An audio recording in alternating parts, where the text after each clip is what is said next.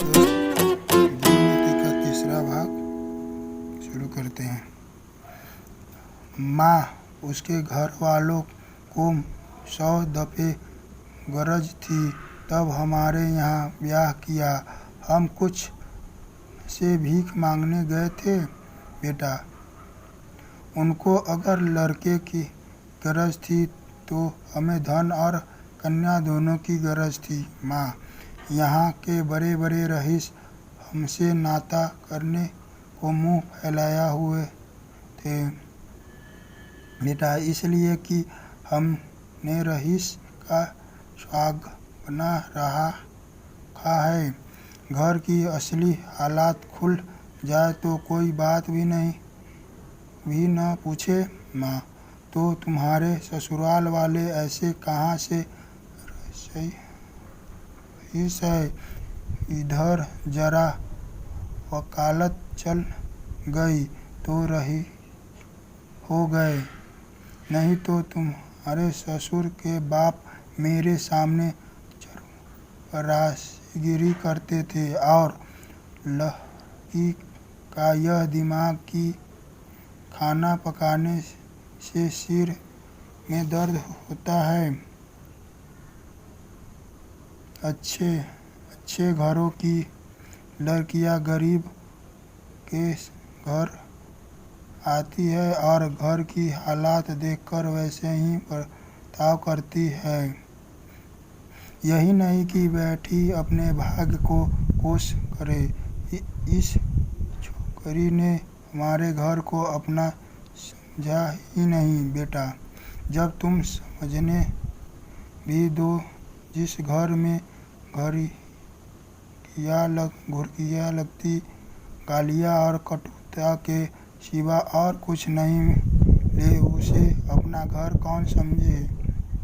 घर तो वह है जहाँ स्नेह और प्यार मिले। कोई लड़की डोली से उतरते ही सास को अपनी माँ नहीं समझ सकती। माँ तभी समझेगी जब सास पहले उसके साथ माँ का बर्ताव करे, बल्कि अपनी लड़की से ज़्यादा प्रिय समझे। माँ अच्छा अब चुप रहो, जी न जलाओ।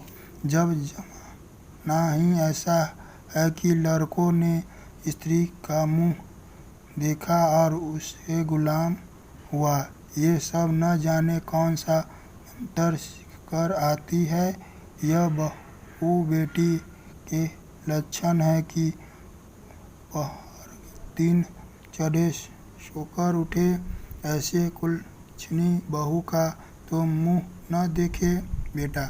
मैं भी तो देर में सोकर उठता हूँ अम्मा, मुझे तो तुमने कभी नहीं कोसा। माँ तुम हर बात में उसके अपनी बराबरी करते हो बेटा। यह उसके साथ घोर अन्याय है, क्योंकि जब तक वह इस घर को अपना नहीं समझती तब तक उसकी हैसियत मेहमान की है और मेहमान की हम खातिर करते हैं, उसके ऐब नहीं देखते। माँ ईश्वर न करे कि किसी के ऐसी बहू मिली बेटा, तो वह तुम्हारे घर में रह चुकी है। माँ क्या संसार में औरतें की कमी है बेटा? औरतें की कमी तो नहीं, मगर देवियों की कमी जरूर है।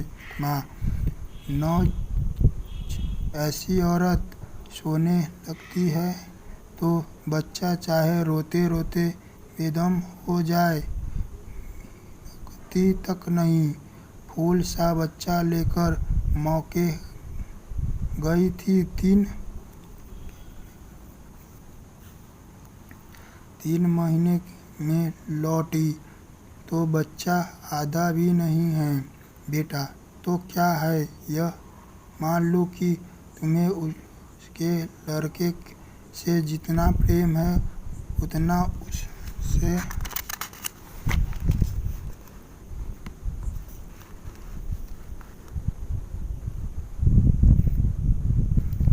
नहीं। यह तो प्रकृति के नियम के विरुद्ध है।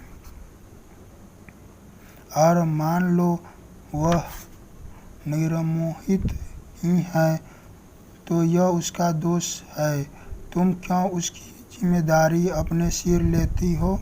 उसे पूरी स्वतंत्र है, जैसे चाहे अपने बच्चों को पाले। अगर वह से कोई सलाह पूछे, प्रसन्न मुख से दे दो, न पूछे तो समझ लो उसे तुम्हारी मदद की ज़रूरत नहीं है।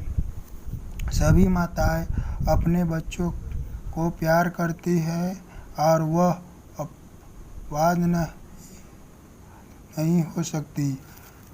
माँ, तो मैं सब कुछ देखूं, मुँह न खोलूं, घर में आग लगते देखूं और चुपचाप मुँह में काली लगाकर खड़ी रहूं?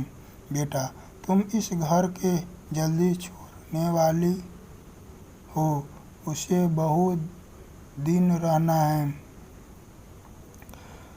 घर की हानि लाभ की जितनी चिंता उसे हो सकती है, तुम्हें नहीं हो सकती। फिर मैं कर ही क्या सकता हूँ?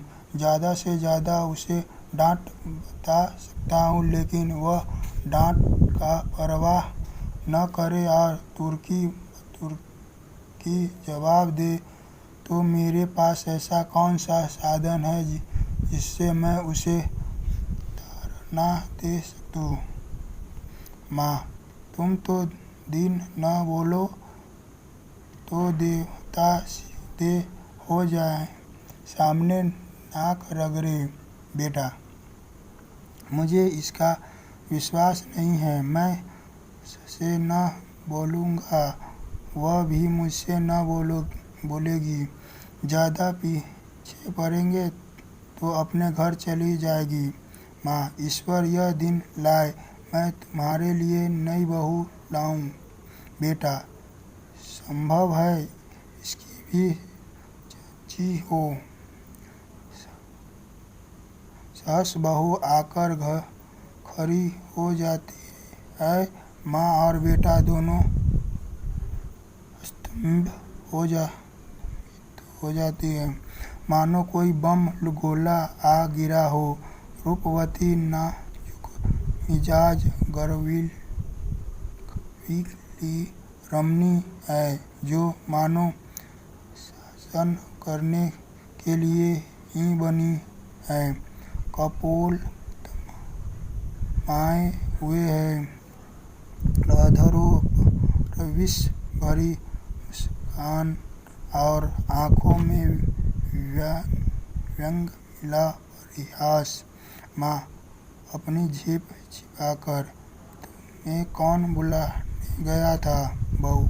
क्यों, यहाँ तो तमाशा हो रहा है, उसका आनंद मैं न उठाऊं?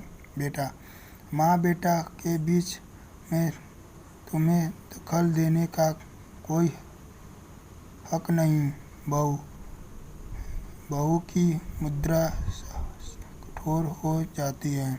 बहू, अच्छा, आप जबान बंद रखिए। जो पति अपनी स्त्री को निंदा सुनता रहे, वह पति बनने के योग्य नहीं। वह पति धर्म का क ख ग भी नहीं जानता। मुझसे अगर कोई तुम्हारी बुराई करता, चाहे वह मेरी प्यारी माँ ही क्यों न होती, मैं उसकी जबान कर लेती। तुम मुझे घर जाते हो तो वहाँ तो जिसे देखती हूँ तुम्हारी प्रशंसा ही करता है। छोटे से बड़े तक गुलामों की तरह दौड़ते फिरते हैं। अगर उनके बस में हो तो तुम्हारे लिए स्वर्ग के तारे तोड़ लाए। और उसका जवाब मुझे यहाँ पर यह मिलता है कि बात बात पर ताने ने तिरस्कार बहिष्कार। मेरे घर तो तुमसे कोई नहीं कहता कि तुम देर से में क्यों उठे। तुमने अमुक महोदय को सलाम नहीं किए, अमुक के चरणों पर सिर क्यों नहीं पटका। मेरा बाबूजी कभी गौर न करेंगे कि तुम उनकी देह पर क्या लगाओ, यह उनकी धोती धो या उन्हें खाना पकाकर खिलाओ। मेरे साथ यहाँ यह बर्ताव क्यों? मैं यहाँ लौंडी बनकर नहीं आई हूँ, तुम्हारी जीवन संगिनी बनकर आई हूँ। मगर जीवन संगिनी का यह अर्थ तो नहीं कि तुम मेरे ऊपर सवार होकर मुझे जलाओ। यह मेरा काम है।